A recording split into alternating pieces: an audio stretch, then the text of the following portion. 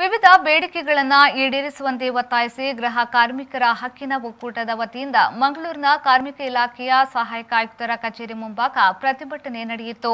ಪ್ರತಿಭಟನಾ ಮೆರವಣಿಗೆಯ ಮೂಲಕ ಆಗಮಿಸಿದ ಮನೆಗೆಲಸದ ಕಾರ್ಮಿಕರು ಸಹಾಯಕ ಆಯುಕ್ತರ ಕಚೇರಿಯ ಮುಂಭಾಗ ಜಮಾಯಿಸಿದರು. ಬಳಿಕ ಮಾತನಾಡಿದ ಶ್ರೀ ನಿರಂಜನ ಸ್ವಾಮಿ ಕಾಲೇಜಿನ ಪ್ರಾಂಶುಪಾಲೆ ಡಾಕ್ಟರ್ ಲತಾ ಅವರು, ಮನೆಗೆಲಸದ ಕಾರ್ಮಿಕರು ಇಂದು ಹಲವು ಸಮಸ್ಯೆಗಳನ್ನು ಎದುರಿಸುತ್ತಿದ್ದಾರೆ. ಸರ್ಕಾರದ ಸವಲತ್ತುಗಳು ಅವರಿಗೆ ಸಮರ್ಪಕವಾಗಿ ತಲುಪುತ್ತಿಲ್ಲ. ಅವರ ಸಮಸ್ಯೆಗಳ ಬಗ್ಗೆ ಸರ್ಕಾರ ಅಧಿಕಾರಿಗಳು ಧ್ವನಿಯಾಗಬೇಕಿದೆ ಎಂದು ಹೇಳಿದರು.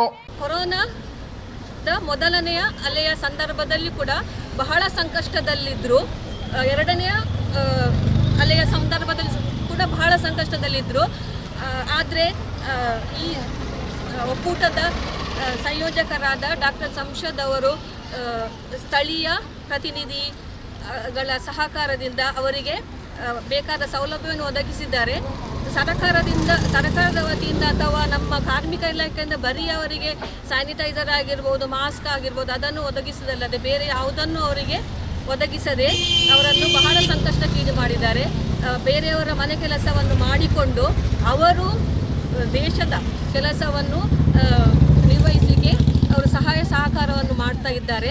ಆದರೂ ಕೂಡ ಅವರ ಕೆಲಸವನ್ನು, ಅವರ ಶ್ರಮವನ್ನು ಪರಿಗಣಿಸದೆ ಅವರಿಗೆ ಯಾವುದೇ ಸೌಲಭ್ಯವನ್ನು ಇತರರ ಕಾರ್ಮಿಕರಿಗೆ ಕೊಡುವ ಸೌಲಭ್ಯವನ್ನು ಕೊಡದೆ ಬಹಳಷ್ಟು ಅವರನ್ನು ಸತಾಯಿಸಿದ್ದಾರೆ. ಆದುದರಿಂದ ಸ್ಥಳೀಯ ಜನಪ್ರತಿನಿಧಿ ಆಗಿರ್ಬೋದು, ಕಾರ್ಮಿಕ ಇಲಾಖೆ ಅಧಿಕಾರಿ ಆಗಿರ್ಬೋದು, ಮಂತ್ರಿ ಮಹೋದಯರಾಗಿರ್ಬೋದು, ಮಾನ್ಯ ಮುಖ್ಯಮಂತ್ರಿಗಳಾಗಿರ್ಬೋದು, ಇವರ ಸಂಕಷ್ಟಕ್ಕೆ ಅವರು ಸ್ಪಂದಿಸಬೇಕಾಗಿ ನಾನು ಈ ಮೂಲಕ ವಿನಮ್ರವಾಗಿ ವಿನಂತಿ ಮಾಡ್ತಾ. ಇದೇ ವೇಳೆ ಮಾತನಾಡಿದ ದಕ್ಷಿಣ ಕನ್ನಡ ಜಿಲ್ಲಾ ಮಹಿಳಾ ಒಕ್ಕೂಟದ ಅಧ್ಯಕ್ಷೆ ನಂದಾ ಪಯಾಸ್ ಅವರು, ಮನೆಗೆಲಸದ ಕಾರ್ಮಿಕರೇನು ಯಂತ್ರಗಳಲ್ಲ, ಅವರನ್ನ ಯಂತ್ರದಂತೆ ದುಡಿಸಲಾಗುತ್ತಿದೆ. ಸರ್ಕಾರದ ಕನಿಷ್ಠ ಸೌಲಭ್ಯಗಳು ಕೂಡ ಅವರಿಗೆ ತಲುಪುತ್ತಿಲ್ಲ ಎಂದು ಕಿಡಿಕಾರಿದ್ರು.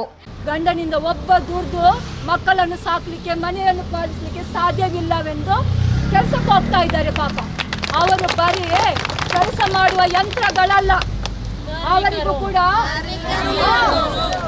ಅವರಿಗೂ ಕೂಡ ರಕ್ಷಣೆ ಎಂಬುದು ಬೇಕು, ಅವರಿಗೆ ಗೌರವಿಸಬೇಕು.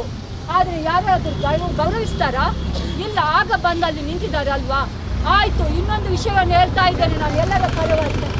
ಏನಂತ ಹೇಳಿದರೆ, ಕಾರ್ಮಿಕ ಇಲಾಖೆಗೆ ಬಂದು ಇಲ್ಲಿ ನಮ್ಮ ದೂರುಗಳನ್ನು ನಾವು ಕೊಡ್ತಾ ಇದ್ದೇವೆ ಅಂತ ಹೇಳಿಕೊಂಡು ಆಗದಿಂದ ಅವರು ದೂರವಾಣಿ ಮೂಲಕ ಮಾಡ್ತಾ ಇದ್ರು. ಕರೆಗಳನ್ನು ಇನ್ನೂ ಸ್ವೀಕರಿಸ್ತಾ ಇದ್ದಾರಾ? ಇಲ್ಲ. ಸಹೋದರಿಯರೇ, ನಾನು ಹೇಳ್ತಾ ಇರೋದು ಕೇಳ್ಕೊಳ್ಳಿ.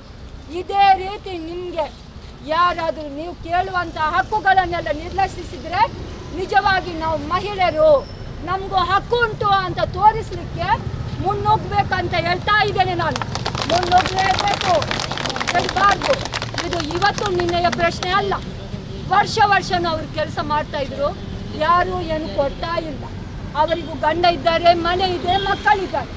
ಸಂಸಾರ ಬಿಟ್ಟು ಅವರು ಕೆಲಸವನ್ನು ಮಾಡ್ತಾ ಇದ್ದು ಸಮಾಜಕ್ಕೋಸ್ಕರ, ಎಲ್ಲರಿಗೋಸ್ಕರ ಮಾಡ್ತಾ ಇದ್ದಾರೆ. ಆದರೆ ಅವರನ್ನು ಯಾರು ಗೌರವಿಸುವವರಿಲ್ಲ. ಈ ವೇಳೆ ಸ್ತ್ರೀ ಜಾಗೃತಿ ಸಮಿತಿಯ ದಕ್ಷಿಣ ಕನ್ನಡ ಜಿಲ್ಲಾ ಸಂಚಾಲಕಿ ಡಾಕ್ಟರ್ ಸಂಶಾದ್ ಕುಂಜತ್ ಪೈ ನೇತೃತ್ವದಲ್ಲಿ ಪ್ರತಿಭಟನಾಕಾರರು ಕಾರ್ಮಿಕ ಇಲಾಖೆಯ ಅಧಿಕಾರಿಗಳಿಗೆ ತಮ್ಮ ಮನವಿಯನ್ನ ಸಲ್ಲಿಸಿದರು.